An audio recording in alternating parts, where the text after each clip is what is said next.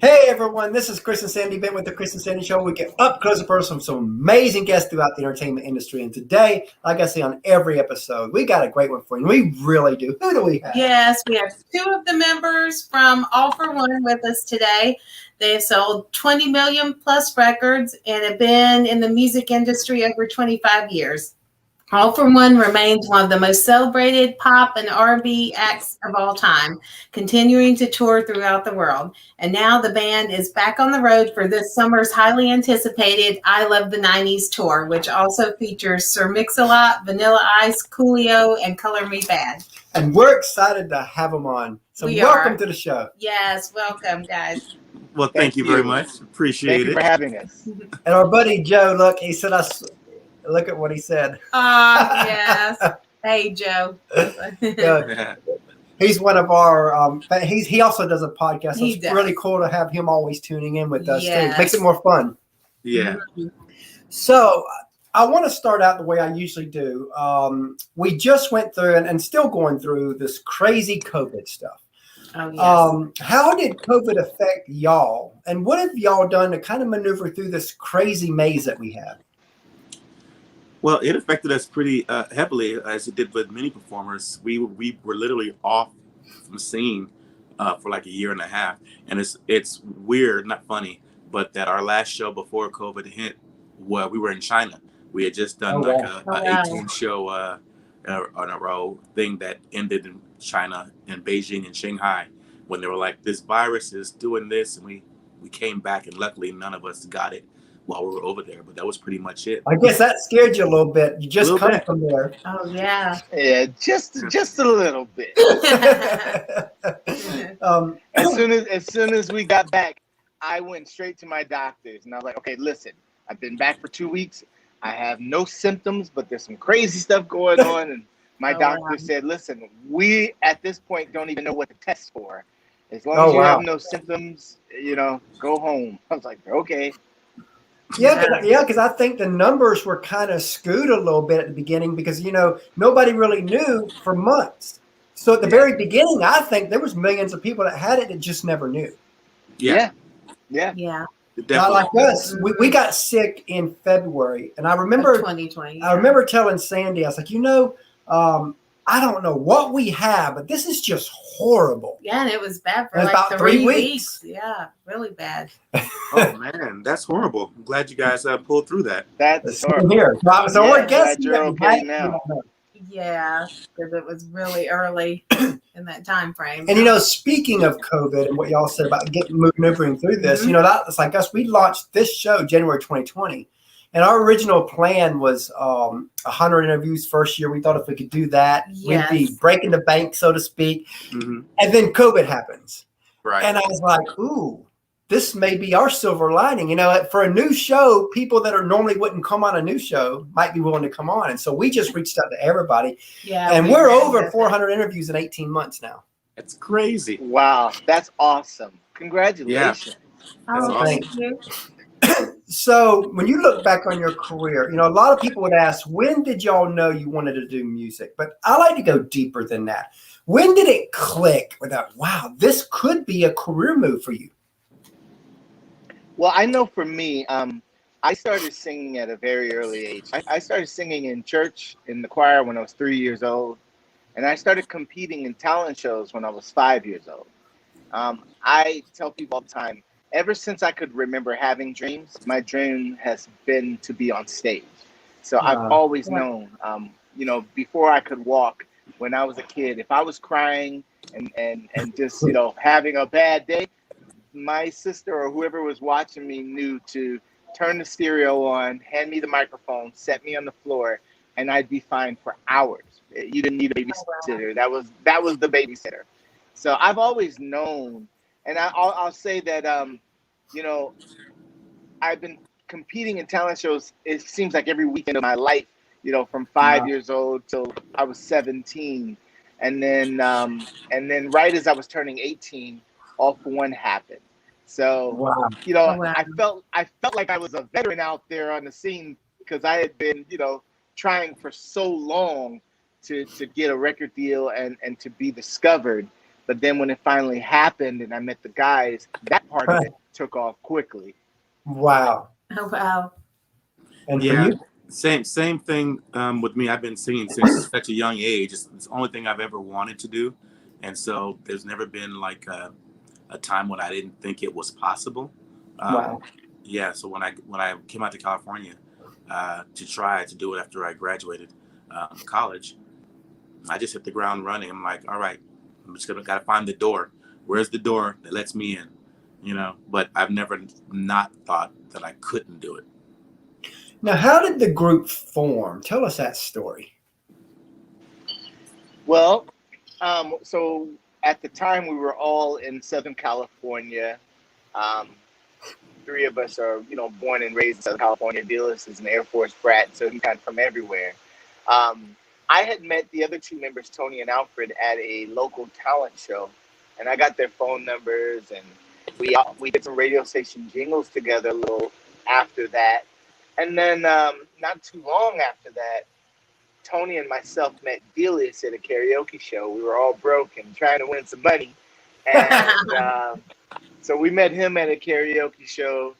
We exchanged numbers. And not too long after that, I met a producer who actually came to my church, because I used to basically, if I wasn't out doing talent shows, I was in church 4 days a week.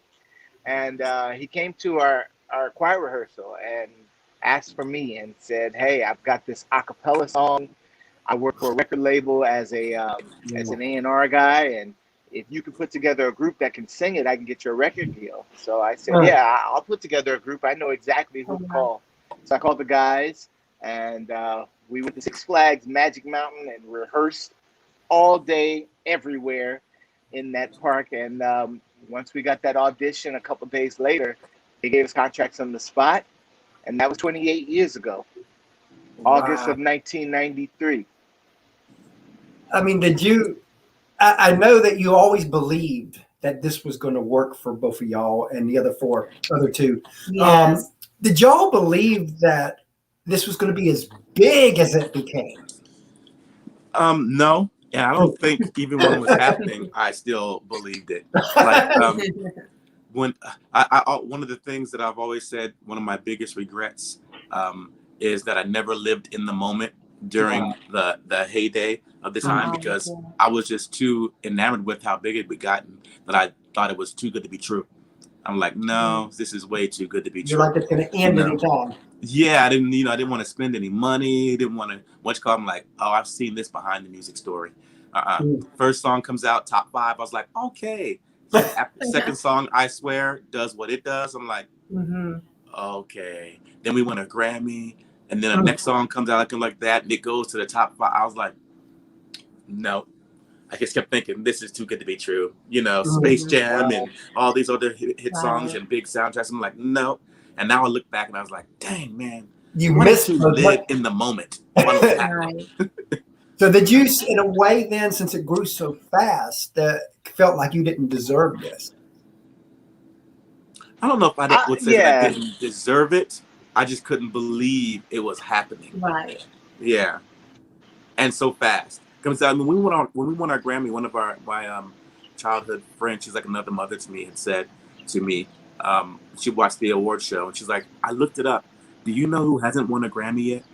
And you guys got your first time out. She started naming all these people. She's like, Madonna doesn't have a Grammy. So-and-so doesn't have a Grammy. I'm like, really? And I'm like, you guys have a Grammy. And these people who've been, these iconic people who've been in it for a while, they don't have a Grammy. And that's when it really started to hit like, wow, I think we've done something. Now, I would guess that y'all struggled probably before it became big, because you did it all your life, really. And I kind of want to talk about that side of it, because a lot of people, they see the glory of y'all, the glory of Blake Shelton, the glory of Miranda and all that, but they don't see the grind, the sacrifice, the tears, the struggles it takes to get to those levels. So let's take a few moments just to talk about that. What were some of the sacrifices and struggles you've had to make before you popped and after you popped? Honestly, I think before, we kind of made it, the sacrifices was just your childhood and your teenage years. I mean, when all my friends on a Saturday night would be out at the movies or going out, I'm like, hey, I got a talent show out in LA, or out here or over there that I've got to go, be at, or, when my friends want to, go play basketball and all this other stuff, and I'm in the house rehearsing because I knew that I wanted nothing more than this. So, it just meant putting that work in. And my older brother was a boxer, and I remember him always having to go to the gym to prepare for a fight. But that taught me a lot about with my singing, because I figured, okay, well, if he's got to go prepare, then I probably need to do the same thing, because I want to win. Like, I'm not going there to play second or third. I'm going there to win. So, I used to put in a lot of time just working and trying to be my best. So I think that, as a kid, it's the sacrifices that you make in order to, compete as much as you can, and the things you give up, not being able to play organized sports or some of the other things, like I said, just because of the vision and the dreams that you have and you want to accomplish. And then once we made it, I don't think anyone tells you or prepares you for just how hard it is. The fact that you don't sleep, that in the first 4 years when we started, so from like late 93, basically all the way to around 98, we were literally gone 300 days out of every year minimum. Wow. That we would be on the road. We would have pages added to our passport 3, 4, 5 times per year, because we were traveling so much. And you miss out on a lot of your family events. You miss your family, and then of course after getting married and having children, and we're on the road so much. I mean, for 2 of my kids, for their births, I was in Japan praying, like, God, please let me make it before she gives birth. Help me. I literally would leave on her due date. And we'd be gone for a week and a half or 2. So I'm like, listen, stay in bed, keep your legs closed, don't go nowhere till I get back, praying, but also all those times that you miss out on, all the first steps, the first words, the first days of kindergarten, and all of those things that, you're around for some of them, but a lot of them you're also gone. And so, there's always sacrifices, I think, in anything you do, but in our profession, because it requires us to travel so much and to be present in front of people so much, there are a lot of life things that you miss out on. You want to add some to that? That's pretty much the same, the same thing, especially for the after, you become successful, how difficult it was. But yeah, pretty much the same thing. I was always gone performing at Six Flags during my school years, getting out of school and going straight to the amusement parks to do the theme shows, and then just grinding. And, I always want to talk about this side of it, because a lot of hosts, they talk about the gloriness, and sometimes I think people jump into this industry not knowing the struggles get the glossed work over sometimes, that it takes, the sacrifice it takes. Not so, like even for us, we have a show that we're trying to make. We want to be the Bobby Bones, the Ty Bentleys, out there, of Kelly Clarkson's show and all that. We want to be all that. We want to be a TV show one day. But the grind we have to do. That we've done 400 interviews, and everybody sees we have y'all on. They're like, oh, y'all are just living it and it's fun. Right. But they don't see. And this is where I shine. But when I'm not on here, they don't see the hours and hours and hours of emails I'm corresponding with people, the rejections of people that are. It's like I get 200 rejections a month from people saying, no, not right now. No, not right now. No, at least they're not saying, no, your show's worthless, but that's a timing. Something I've learned within this industry, it's a timing thing. And I think y'all know about timing, because look at what happened. Oh, yeah, definitely. And as I was saying before we went on, I have a show called Flashback Tonight on YouTube, and I go through the same thing. When it's time to get the guests and all that, people look at the, Richard Marx thing on your show, and this person came on your show, and that person. I'm like, if you only knew how many times I have to email back and forth, then Right. people are like, no, You to get get to it. those shows, the yeses. But Mhm. yeah, I totally I understand. mean, And I'm surprised that people say no to you. It Yeah. happens. It definitely happens. you know, there's a saying I love, which is, everybody sees the game, but nobody sees you in the gym.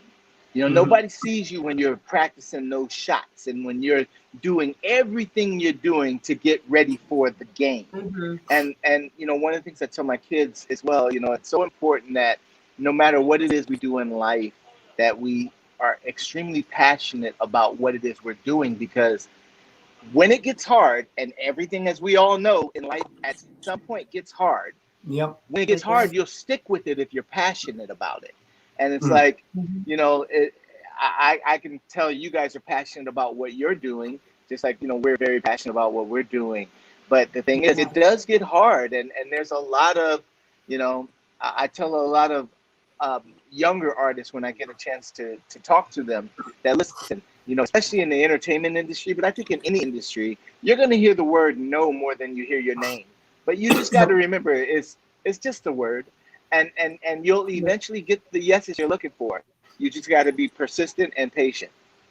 And you got to be careful who rides along too, because there's a lot of people, they want to be with you in the glory, even though they abandoned you in the grind. Ah, yes. Exactly. I can spot those people. I'm good though. But I mean, it's tough out there, like for, I've got a friend of mine who wrote a book about podcasting, and this kind of helps me out, because I tell you, you're 18 months in, you've done 400 interviews, and you're growing, but you're not growing to the point to where it could make a living on it yet. And you're like, man, is it ever going to happen? And then you read that, well, this guy I know interviewed a ton of people who makes a living off of podcasting. And he said the average age of the podcast was 3 years old before they could live on it. Yeah. That's the part people don't get. So I'm like, okay, we're halfway. We're there. Yeah, Definitely. you just got to keep pushing along, or as they say, when you see those boxers and they're in the 12th round and their arms are super heavy, you just got to keep punching. That's the only way you can win. And That's it. all things that are worth having take time. And we talked a lot about the sacrifice side. Let's flip the script, go the other way now. Let's talk about the glory side. When y'all look back on y'all's career so far, what are a few moments you're like, wow, man? Yes, Tell us some stories.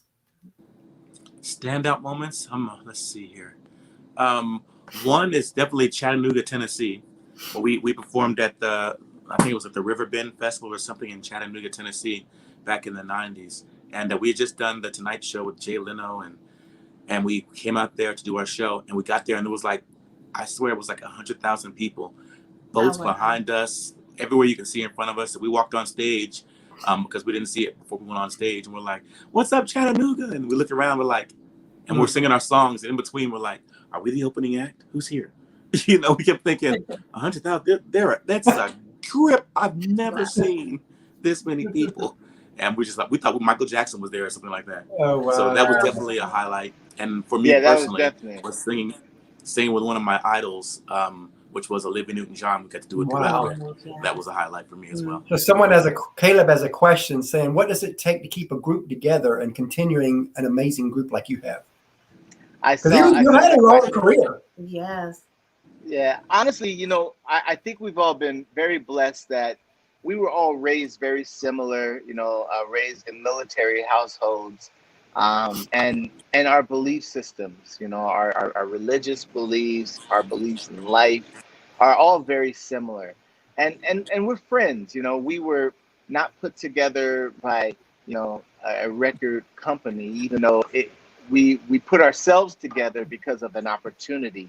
But, we from day one, from when we first went to Six Flags Magic Mountain to rehearse, we like being with each other. And we're on the road even now, 28 years later. I mean, if we have a day off, you might see us, hitting the mall or hitting the movie theater or just finding something fun to go do, just because that's who we've always been. And, once we get a chance to just get on stage and feed off of each other, and also we love singing harmony together, and that blend is I think another big part of why we love being together. And you know what's funny? We can tell that y'all are together all the time, because before a lot of people who are watching didn't hear this, but before we had launched the show live, Yes. y'all made a comment at the same time together that was as random as it could was be. in unison. And it was, I mean, it was like, okay, you heard one sound and you're like, there goes the harmony. Even just in talking. Because we catch ourselves doing that all the time. Yes. Yeah, we finish each other's sentences quite a bit. A little bit. So what's it like having a Grammy and all that? And, again, y'all were at the top of the world. What were your thoughts when you got there? Were you scared you were going to, now lose it? I mean, how did you hold together then? Because, some people, they get to the top, but then it's staying there. That's the tough part. Yeah. As far as getting the Grammy, we were actually I think it was actually fortunate, honestly, because so when they did our Grammy, was one of the ones they did off camera. So we were actually at a hotel in downtown LA getting ready to go to the Grammy telecast. And next thing you know, I think it was Extra shows up at our door as we're getting dressed with video cameras. And they're like, hey, you guys just won the Grammy. How do you feel? And we're like, wait, what? So they got our reaction. They got our reaction live. But it was great because we were smiling the whole time that we were there at the Grammys, because we knew we already won. And I think the most nerve-wracking part about the Grammy situation was we had to sing with John Michael Montgomery. Wow. And so we were doing this duet of the country and the pop version. Wow. And so I called myself telling everybody okay, here's what we're gonna do. John, you're gonna sing this part, and then I'm gonna come in, and then you sing again, and then Dealers is gonna come in, and we're gonna, and I'm trying to choir direct.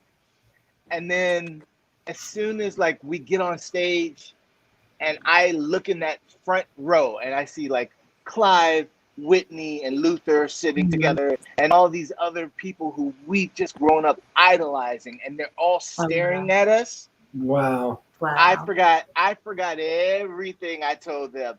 And the funny thing is, in the last chorus, we had picked out, okay, John, you sing this ad lib, and then me. And every time he would open his mouth to sing, it would be my voice coming out. I just sang everything. I forgot everything we had talked about. Wow. Yeah, I've done that on some of the podcasts. It's like I usually stay I used to have about the same questions almost every time, and I build a conversation around it. But there are some times I completely forget that I even have notes. Right. And it just goes a different direction. You just got to run with it, right? Yep. So let's fast forward to now. I love the 90s tour. Tell us about that and how that came together. Well, we were asked to be a part of that tour. The funny thing about it is I didn't want to do the tour. I was the one that didn't want to do it, because when they first asked us to do it, it was there's a show with Vanilla Ice and Rob Bass, Tone Loc, Julio, and All-4-One. And I was like, a bunch of rappers and us? I don't understand. How does that work? I don't want to do that. No one wants to hear us at a bunch of a hip hop concert. And then the other three guys were like, you got to understand, back in the 90s, it was all crossover stuff that was on the pop station. So it's not hardcore. We should just do it. And Jamie was like, let's just do this one. And I was like, no, because if we do one that goes well, they're going to ask us to do another one. And then, we did the first one. And then they're like, we got 5 more dates. And I'm like, and then 5 more dates turned in. There's 10 more after that. And then 4 or 5 years later, I'm like, holy crap. I'm so glad y'all said yes. We said yes. Because that was a great, amazing tour. Yeah. And even more people that we idolized, joined the tour. Salt and Pepper joined it, and Call Me Back joined it. Oh, wow. So, it's great. Now, what would y'all say? Yeah, go ahead. Yeah. Oh, no, go ahead. I'm sorry. What would y'all say is the difference between y'all then versus y'all now when it comes to music? How has it evolved? How's that evolved? I would say, they say that as you're getting older, you're kind of a little more in your prime vocally. And honestly, I think that for me personally, I'm able to do things now vocally that I wasn't really able to do when I was younger. Right. And I just think that we're so seasoned now because we've been doing it for so long that we've learned how to not only work an audience and make sure that the audience feels involved in our show and is having a good time, but at the end of the day, it is entertainment. People are coming to escape their lives for however long your set is. And I think even more so now than ever than when we were younger, we understand that. We understand that, listen, y'all, our job is to really just go out here and to hopefully not only help people bring back some great memories, through our music, but also just to hopefully make them feel better. Because now that we're all adults and we have responsibilities and children and all kinds of stuff, it's fun sometimes just to have a little bit of an escape. And music is such a great tool for that. And we really, relish having that opportunity, and we take that very seriously. And I think, like I said, just being older, these things become a lot more clear to you than when you were younger. When you're younger, it was just about, I want to have fun. And that's what it was, What do you wish you knew at the prime of y'all in the 90s that you know now that may would have helped you a little bit? That you can say no. Yeah. And the business side more. I mean, we know the business side so much better now because we've been in it for a minute. But it is the music business. It's not just the music, And I wish we would have known, as the saying says, if I only knew then what I know now, Right. And that's why I like to ask that, because anybody that's jumping into the music business, especially we have a lot of young people that come on. We do. In fact, tomorrow we have our youngest ever coming on the show, a 9-year-old actress. Yes. And so I always want to be able to help them, because again, there's so much that involved in the music industry that can, from the scam artists and all that. How do you help guide younger people to avoid some of the scams that are out there? So for the 9-year-old or anybody that's, young and a teenager, the first thing I would say is it starts with the parents. The parents have to really take a really active role in their kid's career and life. And just if the kid has a hit TV show where she's the star and the biggest thing ever, you got to treat that kid like she's still a kid. She's still got to get grounded. She's still got to do the dishes, all that stuff. Because what a lot of parents will do is they start to let the kids, because the kid's the moneymaker, kind of run things. Wow. And those are all the ones that you end up hearing about in the news and all that. And it's like you gotta be strong-willed. And I would add to that as far as the parents are concerned, my thing to them is, find a really good entertainment lawyer, not a real estate lawyer, not a lawyer who works with actors, not a personal injury lawyer. Find a really good entertainment or music entertainment lawyer, someone who can help guide you. Because the thing is, a lot of times parents do get into business and they have no clue how this business works. And I tell people all the time, the music business is one of the only businesses where on Monday you can be an inmate at a maximum security prison, and on Friday you can be running your own record label with full funding. And there's no checks and balances. There's no qualifications. There's nobody to say, hey, are you really who you say you are? So it's very important that, the things that dealers are saying, that, you continue to make sure your kids know that they are kids. They are not the decision makers. You're the decision maker because you have years on them. But also the best decision you can make is to find some trustworthy people whose reputation precedes them, but also that can help guide you on the business side of things so you don't make decisions that you regret. Since y'all started at a young age, how did y'all's parents balance it out for y'all to help y'all stay grounded? They grounded us before we got in the industry. Like I said, military kids. Military kids from African American families. That was a belt. Don't look at me the wrong way. Who you talking to? Switch. So, But also we were, I was the youngest when we started. I was 18, so we were not really. I mean, even though we were teenagers and kids in that sense that we were young, we were making our own decisions at that point. So our parents weren't really as involved, in our business affairs at that time because, like Gillis had moved out here from Virginia. His parents were still back east. He was handling all his own stuff. And all of us, we were all handling our own things. Wow. So did y'all pick I Swear, or did your team pick that? The head of the label of Warner made us sing that. Won't say, he made us sing it, really. Now, did y'all question it being such a big country hit? Yes. Did y'all question that? Well, we had finished our debut album. I did. Jamie did, yeah. We had finished our debut album, and it was all done. It had the artwork was done and shrink wrapped and ready to go when Doug Morris brought us into his office and was like, I want you guys to listen to something. And we thought, being newbies, that he just wanted our opinion for young music and critiquing something. So he played us John Michael Montgomery's I Swear, and just trying to be cool. Was like, it's got great lyrics and what you call it, da da da. He's like, we want you to sing it. Oh wow! Oh wow! Huh?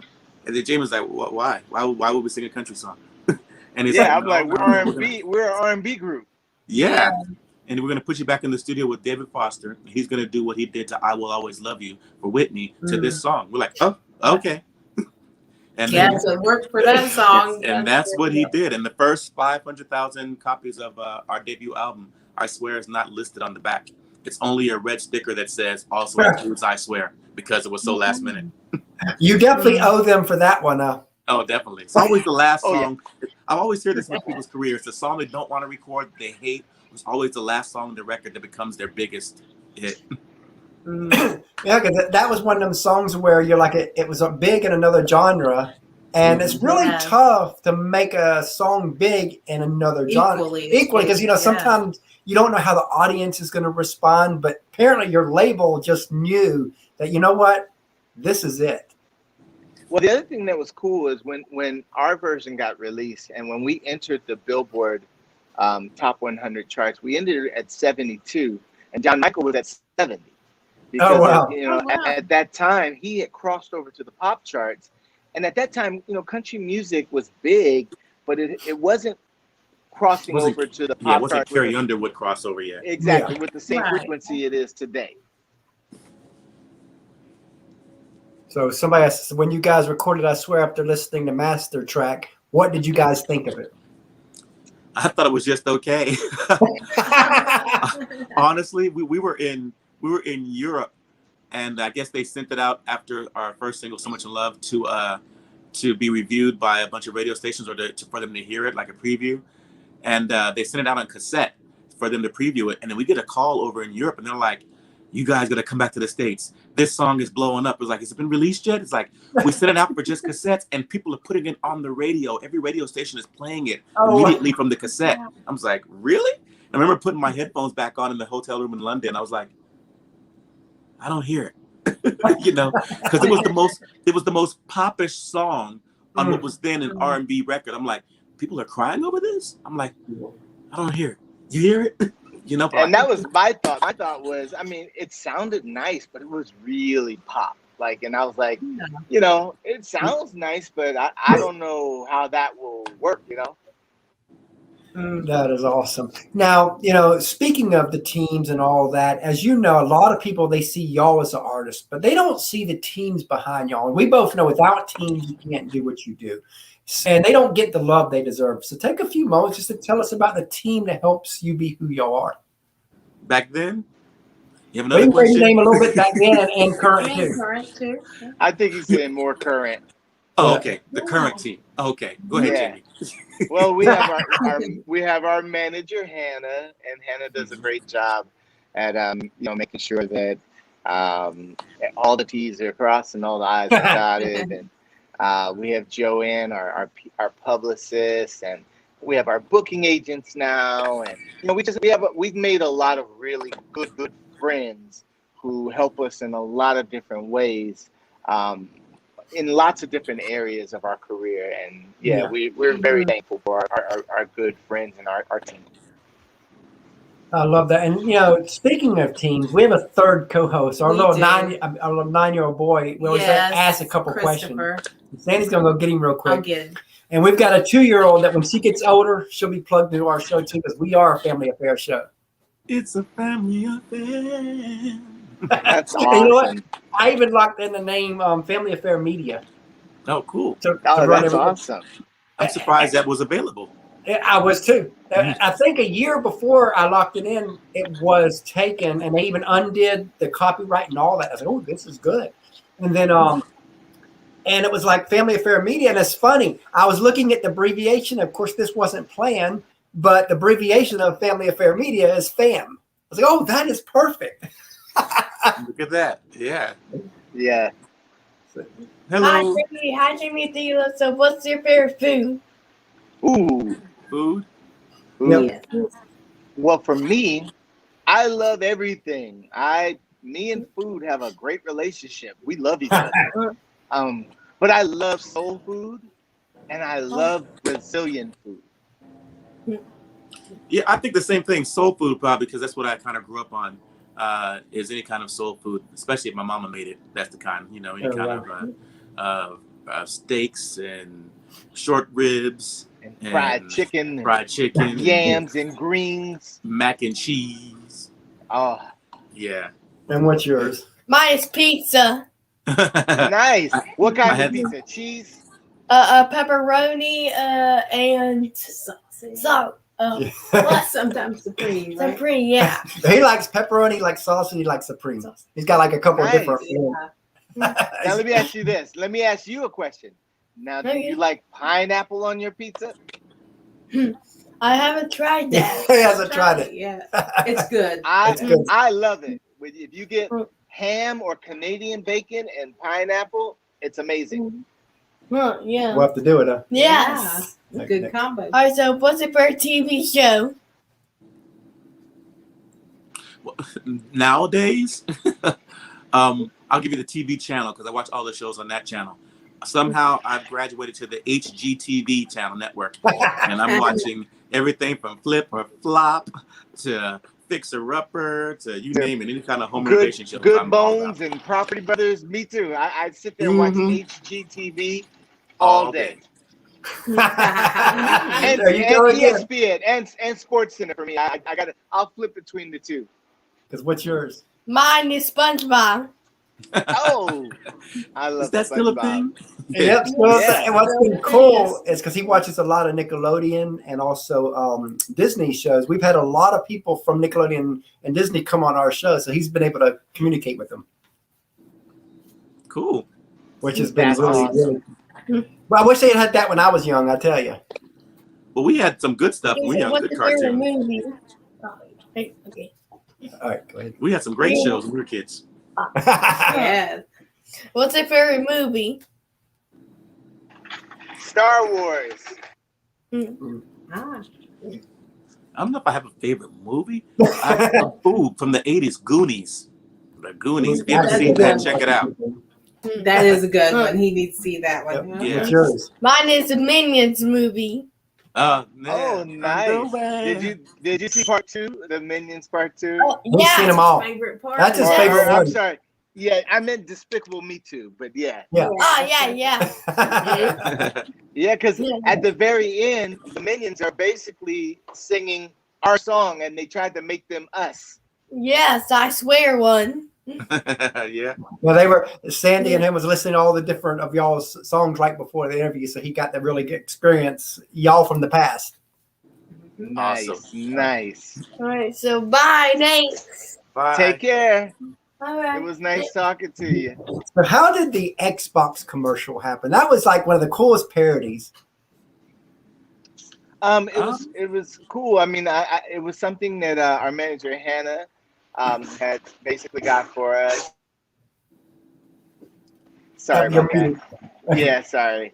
And they wanted to do a 90s kind of music video to talk about their new service. And, when we saw the treatment and what they wanted to do, we were like, oh, we're in. This is awesome. Oh, wow. Yeah. So who do y'all root for NFL, Joe asked? Well, I'm a Philadelphia Eagles fan, but Uh-huh. I got three teams. Phillies one. Mhm. The Raiders are my second team because I'm from LA. And of course, the Rams because they're back in LA. Yes. And what's yours?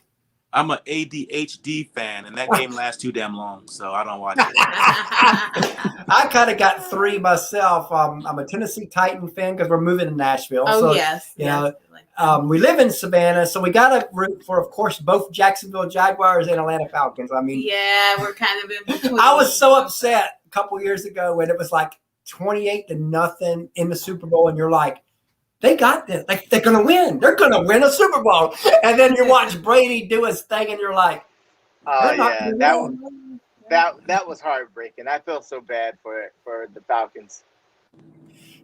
So I know y'all have done a lot of collabs and all that. Who would be your ideal collab songwriting and all that with, dead or alive? Dead or what was dead for me? It's definitely Michael Jackson or Oh. Luther Vandross. Yeah. Mhm. Yeah. And for me, it would be Prince. Oh wow, Oh, that would be a really. yes. I love them both. Yes. Both would be really. I'd just love to be a Either fly would on be the wall of awesome. them creating. Yes. Wouldn't even have to be there, just to be the fly. Right. Definitely. Yes. I mean, the talent right Yeah, there the between them creative two. genius. So, what is kind of next for y'all? Well, Just now getting that back on the road. now that the world is open back up, we're touring again, and just looking forward to getting out in front of people and hopefully just helping them, enjoy their lives a little. Yes. And what would you like your legacy to be as artist? What would you like to be most known and remembered for? Ooh, that's a good question. I know for me, it would just be hopefully. I would like to be most known for hopefully making people happy, and hopefully having music that not only made people feel something, but was part of the soundtrack of their lives. Yeah, I can could agree with that. I think you kind of always want to leave something behind. When I was, because I'm a military kid, so I moved every couple of years. I always tried to leave something behind at whatever school I was, whether it's a leg or a letter or a leg. Oh wow! I don't know why I said leg. I meant to say letter, and it said leg. I'm like, yeah, I left You're my gonna be leaving body parts behind. Yeah, you. right. A letter and a track meet or something like that, or a record or something. But something that's at that school on a plaque or something you will leave behind. And I think for this industry, you kind of want to leave something that said, I was here. And I think you've accomplished that with I Swear. Wow. Absolutely. And if you could say anything to your fans, what would you want to tell them? Just thank you. For the last 28 years, people have been so amazing to us and have been so supportive. I saw our friend Tyler Newbold. I saw her message come across, and we've got a lot of amazing. I call them more friends than fans because we've gotten to know quite a few people, and it's just been a huge blessing to really get a chance to meet people and have a relationship with them. There's a lot of pressure on y'all and especially the young people now. And I think with what recently happened with Simone in the Olympics, showing that there's so much pressure on young people. How do we as you watch Facebook, you see some people calling her a hero, some people are calling her a coward. And I hate that. I hate that. I'm like, I think mental health needs to be good. How do we as a society get to the point to where mental health can become upfront, do you think? Just like you said, you have to acknowledge it as something that's real. People who've never had a mental health episode or mental health problem don't acknowledge it as being a real thing. And it's not funny, but when I heard about Simone doing that, I always wondered how she dealt with the pressure. Because it was like every day leading up to this Olympics, she's like, it's the greatest ever. You're the greatest ever. No one does what she does. She's the greatest ever. Wait till she gets there. I was like, pressure is like craziness. Right. And I saw an article the other day, and it's like back in, I forgot what year it was when Carrie Strug did her thing.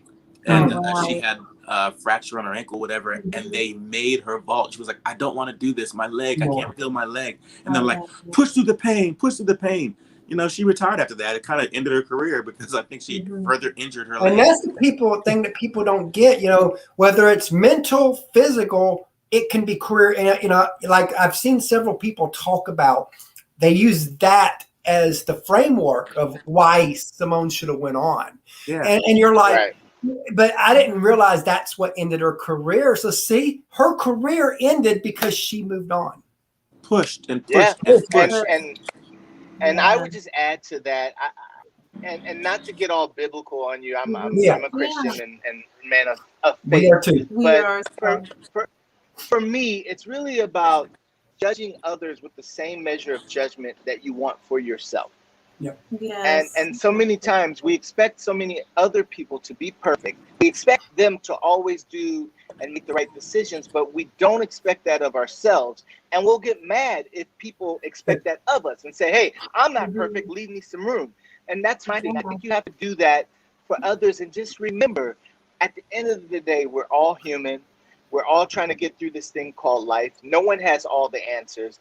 And just try to cut people a little slack and judge them the same way you would want to be judged if it were you. Show them some grace. What's funny is I didn't have no intentions of bringing that up, but I was like, you know what, this was perfect spot for it, because I think that with so much pressure on people, even though that was Olympics, but within the music world, the young artists and actresses, there's so much pressure on them in this day and time. Then you got bullies on social media. Having to deal with that, you know, as well. we were bullied, both of us, when we were young. I can't even imagine what it's like, because it comes with social media homes now too. Yeah, right. I mean, social media bullies. Heard a guy say, "Just turn your computer off." They can't bully you. You can't read it. Just turn the computer off. Yeah, we had some people on that say that, you know, they get a lot of trolls on their stuff. They have learned not to read them. Oh, I don't. Yeah, you definitely. You just gotta ignore them. Ignore them. Especially, you know, there's a lot of ignorant people, and people get real bold behind a keyboard. They say things that they wouldn't say normally to you if they saw you in person. And so I leave these little internet gangsters / trolls alone and just ignore them. You know, it's just words. And you know, the one thing that I think Simone did, and I applaud all this, I think that that it's so important to know your own body and your own mental state. Right. But the one great thing that she did is everybody's talking about this right now. Whether they're talking good or bad, they're talking, the subject is coming up. The conversations are happening, because I think that there's so much pressure on teenagers right now, between school, between parents, between sports, I just think it's too much. I think also what she did, if I remember reading, I don't know much how judging of the gymnastics and all that goes, but from what I read in an article, it was like her withdrawing from the team event allowed the team to medal, because her scores would have brought the team, you know, out of medal contention or so. I read that too, because I was like, they said she's too good. So so selflessly she sacrificed her own thing so that the team could continue to medal. That's amazing. Yeah, because and let's say that it was also a mental thing too. Well, how do you? Here it is. You've been told all your life you are going to be the best. You're going to be the best. You're going to be the best. You're this. You're that. Then last year of your life, you are the best. You are the best. And then all of a sudden, you get up there and you get penalized for being the best. Oh yeah, I still have issues with that. I don't understand that at all. She does things that no other gymnast can do, and they don't give her the points for it because nobody else can do it, and they penalize her for doing it. I'm like, for being the best. It's just like, it's just like, you know, in basketball with Shaq when he played, and even LeBron now. Like, these guys, because they're so big, every time they go for a layup or something and they get fouled, the refs won't call it because they say, well, you're so big and you're so strong, you should just play through it. But then they'll call it for everybody else. And it's like, it's not fair. But at the end of the day, you know, with greatness comes, you know, lots of other things. I was going to say responsibilities, but, you know, with you know, once you get there, there's a lot of things that you're going to have to deal with. And I think that's in every aspect of life. You know, as you work to be the best in whatever field it is you want to be in, there's also going to be things that come along with it, you know? He said that's his dude, Shaq. Yeah.